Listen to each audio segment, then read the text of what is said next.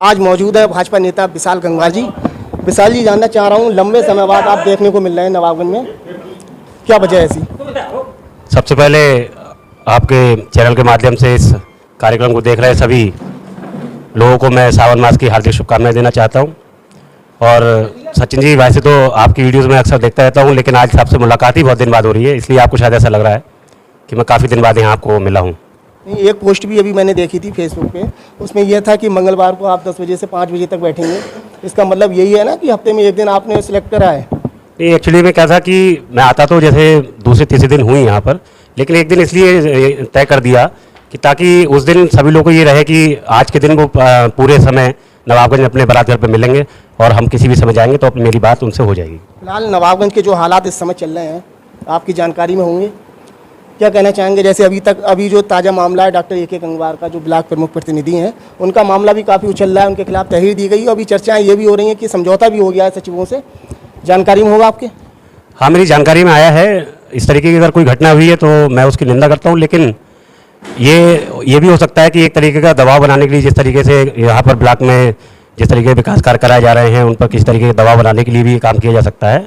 इसमें चूँकि राजनीति से संबंधित मामला है और इसके पूर्ण ज्ञान मुझे भी अभी पूरा नहीं है, इसकी पूरी जानकारी होने के बाद मैं आपसे मुखातिब होऊंगा और इसके बारे में पूरी विस्तृत जानकारी आपको दूंगा। अभी जानकारी नहीं है पूरी जानकारी अभी नहीं हो पाई है। इसके अलावा दूसरा एक मामला ये है, जो कोटेदार संघ के जो अध्यक्ष हैं छेदालाल दिवाकर जी, उन्होंने आरोप ये लगाया है कि हम लोग 5 किलो यूनिट जो गल्ला नियम अनुसार देना चाहिए लोगों को, कहाँ से दें? हमसे उगाई, यहाँ पे जो दफ्तर है, सप्लाई ऑफिस है, यहाँ पे हम लोगों से उगाई होती है, हम सारे कोटेदारों से। तो आपको लगता है इस तरीके से चलता है क्या? देखिए, जहाँ तक छेदालाल दिवाकर जी की बात है तो इस समय वर्तमान में वो सदस्य जिला पंचायत भी हैं और वो चूंकि समाजवादी के बहुत पुराने नेता हैं और चूंकि विपक्ष का काम है सत्ता पक्ष की हमेशा बुराई करना, तो वही काम वो कर रहे हैं। हालांकि ऐसा कुछ नहीं है। 4.5 किलो गल्ला बढ़ता है, फिर इस पर आवाज़ क्यों नहीं उठा रहे हैं आप? 4.5 किलो गल्ला अगर बढ़ता है तो उसकी जो भी उपभोक्ता है वो उसकी शिकायत करे। अगर वो उसकी शिकायत करता है तो निश्चित तौर पर उस पर संज्ञान लेकर उस पर कार्रवाई करने का काम किया जाए। शिकायतें तो रोज़ होती हैं, रोज़ आप सप्लाई ऑफिस में देखें, एसडीएम कार्यालय में देखें, डेली शिकायतें होती हैं कि 4.5 किलो गल्ला बढ़ रहा है। जब कोटेदार संघ के अध्यक्ष आके कह रहे हैं कि साहब हमसे ही उगाई होती है, हम इस कारण नहीं बांट पाते हैं, तो आपको साथ देना चाहिए या फिर जानकारी निकालना चाहिए? वास्तव में सही कौन है इसमें? अगर ऐसा कुछ हो रहा है तो मैं निश्चित तौर पर इस पर ये चाहूँगा कि विभाग द्वारा कार्रवाई की जाए, और अगर विभाग द्वारा कार्रवाई नहीं होती है तो मैं संबंधित अपने माननीय विधायक जी से इस समस्या को कहूँगा, और अगर नहीं बन पाता है तो मैं ऊपर जाकर आला अधिकारियों से जाकर भी संपर्क करूँगा और इस समस्या का निदान करवाऊँगा। इस खबर के बाद में मैं आपको बता दूँ, लगातार मेरे पास में 2-3 बार छेदालाल दिवाकर जी के फ़ोन आए। उनका ये कहना था कि अधिकारी लगातार फ़ोन कर रहे हैं, उनके ऊपर दबाव बना रहे हैं। तो इस दबाव का मतलब क्या है फिर? अगर कोई इंसान अपनी बात कह रहा है, जब सही बात कहता है तभी दबाव बनता है? ये तो मैं नहीं कह सकता, क्योंकि फ़ोन उनके मोबाइल पर आ रहे हैं, वो सच बोल रहे हैं या उनकी बात के अनुसार मैं पूछ रहा हूँ आपसे, अगर वो आप मानना है ये बात सही है तो। मैंने कहा ना कि वो विपक्ष में हैं और विपक्ष का काम होता है कि सत्ता पक्षी हमेशा बुराई करना। कभी भी किसी विपक्षी को आपने सत्ता पक्ष की अच्छाई करते हुए नहीं देखा होगा, तो वही काम वो अपना कर रहे हैं। यदि मैंने आपको बताया कि अगर ऐसा कोई है तो मैं इसका, अगर मेरे पास कोई शिकायत आती है तो मैं उसका निश्चित तौर पर उच्च अधिकारियों के पास जाकर इसका निस्तारण करने का काम करूँगा। आपके पास अभी तक कोई शिकायत नहीं आई है कि 4.5 किलो पूरी विधानसभा क्षेत्र में 4.5 किलो गल्ला बट रहा है? तो जब जाहिर है, रोज आप देखिए एसडीएम कार्यालय में जाके देखिए और सप्लाई ऑफिस में देखिए, भीड़ लगी रहती है। निश्चित तौर पे भीड़ तो रहती है, भीड़ तो अपने शिकायतों वाली भी नहीं, शिकायतों वाली भीड़। मैंने कहा कि अगर मेरे पास कोई अगर ऐसा मामला आता है तो निश्चित तौर पे चाहे मुझे सप्लाई दफ्तर जाकर करवाना पड़े या उच्च अधिकारियों के पास जाकर करवाना पड़े, निश्चित तौर पे जाकर मैं लोगों की समस्या का निदान करने का काम करूँगा। इसके अलावा विशाल भाई, ऐसे विधानसभा का चुनाव था, डॉक्टर साहब प्रत्याशी थे, आपने चुनाव ऐसे लड़ाया जैसे खुद का आपका चुनाव हो। आपने उस चुनाव के दौरान एक बहुत बड़ी बात कही थी कि आपने पिता की सौगंध ली थी कि नवाबगंज में नहीं आऊँगा अगर डॉक्टर साहब नहीं जीते। मैं जानना चाह रहा हूँ, अगर किसी कारण डॉक्टर साहब हार जाते तो क्या यह राजनीतिक बयान था आपका या आपने दिल से कहा था? निश्चित तौर पे मेरे पिता ने मुझे जो सिखाया है कि जिसके साथ हो उसके साथ कंधे से कंधा मिला के चलना चाहिए, और मैंने उसी कर्तव्य को अपने निभाया था। और आज डॉक्टर साहब यहाँ जीते हुए हैं और आप मेरी मौजूदगी इस बात को दर्शा रही है कि मैं अपने जो बातें मैंने कही थी मैं उसमें कामयाब हुआ। डॉक्टर साहब जीते, उसके बाद में आप बिल्कुल लापता हो गए। डॉक्टर साहब के साथ में आप देखने को मिले ही नहीं बिल्कुल। कभी कभार कार्यालय आते, कार्यालय से चले जाते, लेकिन जिसे आपने जितवाया है आप कह रहे हैं, तो उनके साथ में भी नजर आते हैं। देखिए, उनके विजय जुलूस में मैं उनके साथ था। अब चूँकि पदेन सदस्य वो हैं और अपने जो कार्य कर रहे हैं, जिन कार्य में कहीं खामियाँ होती हैं तो निश्चित तौर पे हम फ़ोन के द्वारा संपर्क कर लेते हैं या मैं उनसे जाके मिल भी लेता हूँ, और निश्चित तौर पे जो लोगों की समस्याएं हैं उन्हें दूर करने का काम करते हैं। जनता दरबार जो आप लगाने का फिर से अब वो शुरुआत कर रहे हैं हर मंगलवार को 10 से लेकर 5 बजे के बीच में, फिर इसका कारण क्या है? या जनता को क्या न्याय नहीं मिल पा रहा है, इस वजह से आप आ रहे हैं मैदान में, क्या वजह है फिर? नहीं, मैं जनता दरबार नहीं लगा रहा हूँ। मैं तो यहाँ अपने शुभचिंतकों के साथ उठता बैठता हूँ, उनके साथ कुछ अपनी व्यक्तिगत बातें, कुछ उनकी बातें अपने आपस में आदान प्रदान करके अपना एक हंसी खुशी का माहौल यहाँ। आप बैठते हैं तो आप जहाँ बैठेंगे तो वहाँ पे 150 लोग तो जरूर बैठेंगे, और जब बैठेंगे तो जो लोग आपसे जुड़े हुए हैं वो लोग अपनी समस्या लेके आएंगे कि विशाल भाई ये समस्या है, फ़ोन करिए एसडीएम साहब को, इंस्पेक्टर साहब को, तो आप फ़ोन भी करेंगे आप, तो ये जनता दरबार में ही आ जाता है ये सब कुछ। नहीं, जनता दरबार तो अलग चीज़ हो गई। जनता दरबार तो ये हो गई कि लोगों की मदद करना। हाँ, लोगों की मदद करना, लेकिन जिस तरीके की मैं यहाँ करने का काम कर रहा हूँ, वो जो लोग मेरे पास यहाँ आते हैं, अगर वो मुझे अपनी कोई समस्या बताते तो मेरा एक कर्तव्य बनता है, क्योंकि मैं यहाँ के पूर्व विधायक जो कि मेरे पिता थे, उनका मैं सुपुत्र हूँ, और मेरे पिता के जाने के बाद में मेरा दायित्व बनता है कि उनके द्वारा जो लोग यहाँ पर बनाए गए, उनकी समस्या अगर कोई है तो उसका समस्या का समाधान मैं करूँ और उनके साथ कंधे से कंधा मिला खड़ा रहूँ। ये मेरा परम कर्तव्य बनता है, इसलिए मैं उनके साथ यहाँ उठता हूँ, बैठता हूँ, और उनकी अगर कोई समस्या है तो उसको निदान करने का भी काम करता हूँ। क्या हालात लग रहे हैं आपको? मुझे लग रहा है 6 महीने हो चुके हैं, सरकार आपकी बन गई, विधायक भी आपके हैं, केंद्र यूपी में सरकार है आपकी, किस तरीका के हालात लग रहे हैं आपको नगर में? नगर में तो सब अच्छा ही चल रहा है। निश्चित तौर पे आने वाले समय में जिस तरीके से विकास कार्य पहले कराए जा रहे थे वो सुचारू रूप से चलेंगे।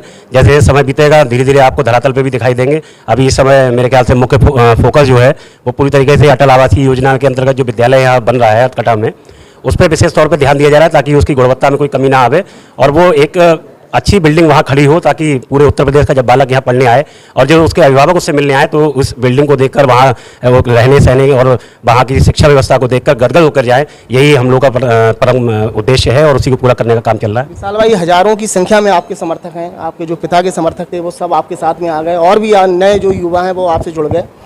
तो जानना चाह रहा हूँ उनकी जो समस्याएँ हैं, जो गरीब लोगों की समस्याएँ हैं, जैसे प्रधानमंत्री आवास, जो अपात्र हैं उन्हें मिल जाते हैं आवास, जो पात्र हैं वो घर बैठे हैं बेचारे वही झोपड़ी और पन्नी के नीचे। इन लोगों के लिए कुछ सोचा है आपने? नहीं, निश्चित तौर पे ये हमारी सरकार आने से पहले जो इस तरीके की धांधलियाँ हुआ करती थी, लेकिन अब हमारी सरकार का सीधा उद्देश्य है ऑनलाइन आवेदन लिए जा रहे हैं, उनको सत्यापित किया जा रहा है, सत्यापन होने के बाद में जो पात्र है उसके आवास बनने का काम हो रहा है। और निश्चित तौर पे आने वाले कुछ ही सालों में यहाँ पर हर गरीब के पास अपना घर होगा। जैसे कि यहाँ पर पहले खतौनियाँ हुआ करती थी, लेकिन अब घरौनियों के रूप में यहाँ पर अब घर भी लोगों के हो रहे हैं, ताकि आने वाले समय में वो उस पर लोन ले सके या वो उनके जहाँ पर भी है कि कोई अगर कब्जा कर रहा हो तो उस कब्जे से उसको मुक्त कराया जा सके। इस तरीके का काम हमारी सरकार कर रही है, ताकि वो सब है तो ये सब गरीब लोगों के लिए ही। आपको लग रहा है आपकी सरकार में पात्र लोग जो हैं उन्हें आवास मिल पा रहे हैं? आपको लग रहा है? निश्चित तौर पर देखिए, कहीं मैं कहूँ अगर 100% कहीं सही हो रहा है तो ये भी कहना गलत होगा। हो सकता है कि कहीं पर ऐसा हो रहा हो, तो उनको सत्यापन का जब जिम्मेदारी आती है तो सत्यापन जब अधिकारी होता है वो तो कहीं ना कहीं सरकार के अधीन ही काम कर रहा होता है, तो कहीं ना कहीं उसको मैनेज करके ठीक कराने का काम किया जाता है। तो ये ठीक कौन कराएगा? नेता आप हैं, आपसे उम्मीद लोग लगाए हुए हैं, कहीं पे अगर गलत होता है तो विशाल भाई आगे आए, क्योंकि हजारों लोग आपसे जुड़े हुए हैं। आपके पिता के विधायक थे और बहुत प्रभावशाली विधायक थे यूपी के। निश्चित तौर पर अगर कोई ऐसा मामला मेरे संज्ञान में आता है तो मैं संबंधित अधिकारी से बात कर या फिर उच्च अधिकारियों से बात करके मैं उस समस्या को निपटाने का काम करके पात्र व्यक्ति को ही आवास मिले, ऐसी मेरी प्राथमिकता रहेगी और निश्चित तौर पर मैं इसके लिए कार्य भी करूँगा। आप जैसा कह रहे हैं कि पात्र लोगों के लिए आवास मिल रहे हैं, ज़्यादा कुछ गड़बड़ नहीं है हमारी सरकार में, तो मैं देख रहा हूँ यहाँ पे 3-4 सभासद भी बैठे हैं, इनसे भी कुछ जानकारी लेना चाह रहा हूँ। लल्लू भाई, जानना चाह रहा हूँ क्या हालात चल रहे हैं नगर में? जो प्रधानमंत्री आवास जो पात्र लोग हैं उन्हें मिल पा रहे हैं?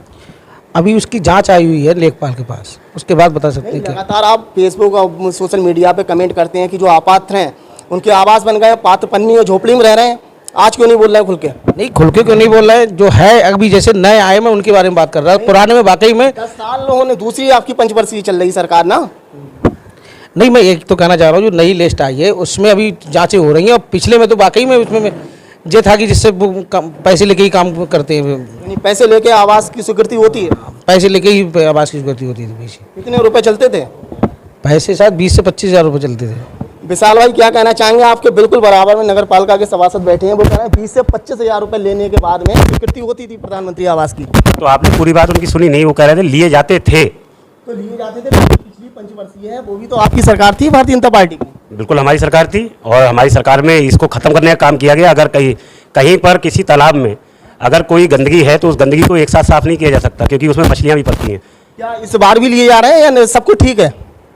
हमने इस बारे में जब अपने विधायक जी, पूर्व विधायक जी स्वर्गीय केसर सिंह जी से जब बात की तो उनके जब संज्ञान में जब वो बात आई थी तो हमारे सामने उनने एक वहाँ बैठते उनको भी डांटा था और उनसे कहा आप सुधर जाइए, नहीं तो मैं ऑफिस आके आपको वो औकात दिखाऊंगा जो कभी नहीं देख पाई हूँ। विधायक जी के समय जैसा भी कार्यकाल रहा बढ़िया रहा, वो अलग का विषय। मैं आप पूछ रहा हूँ जो 6 महीना जो अब कटे हैं, इस दौरान जो प्रधानमंत्री आवास हुए हैं वो पात्रों के हुए हैं, अपात्रों के हुए हैं? मैं आपको बताना यही तो चाह रहा हूँ कि हमारी नगर पालिका चेयरमैन साहिबा थी जो वो बिल्कुल भ्रष्टाचार में लिप्त थी। अब जब ऊपर से कोई आदेश हो रहा है और नीचे धांधली हो रही है तो आप भी समझदार हैं, इसके बारे में कहने की कोई वो नहीं है। तो बता दें खुल के, ये बताएं पात्रों को मिल पा रहे हैं नहीं मिल पा रहे हैं? हाँ, पात्रों को नहीं मिल पा रहे थे, लेकिन ये नगर पालिका की सबसे बड़ी आज भी जो हमारे नहीं मिल पा रहे हैं ना? हाँ, आज भी नहीं मिल पा रहे हैं। चलिए मैं ये मामला छोड़ रहा हूँ। दूसरा और भी कई मुद्दे हैं 23 अप्रैल को, उसमें जो डग्गा मार बस स्टैंड है इन पर कार्रवाई की बात कही गई थी और जो इसको संचालन कर रहे हैं उनके खिलाफ भी गुंडा एक्ट की कार्रवाई होनी चाहिए। एक व्यक्ति के खिलाफ गुंडा एक्ट की कार्रवाई नहीं हुई नवाबगंज में, और वैसे ही अवैध डग्गा मार जो स्टैंड है, जो बस स्टैंड है, जो टेम्पो स्टैंड है, वैसे ही लगे हैं और वैसे ही संचालित हो रहे हैं। जो उनका संचालन कर रहे हैं वो भी लोग सक्रिय हैं। सरकार आपकी है, आपकी सरकार के मुखिया आदेश जारी करते हैं, कार्रवाई रहती है 0/0।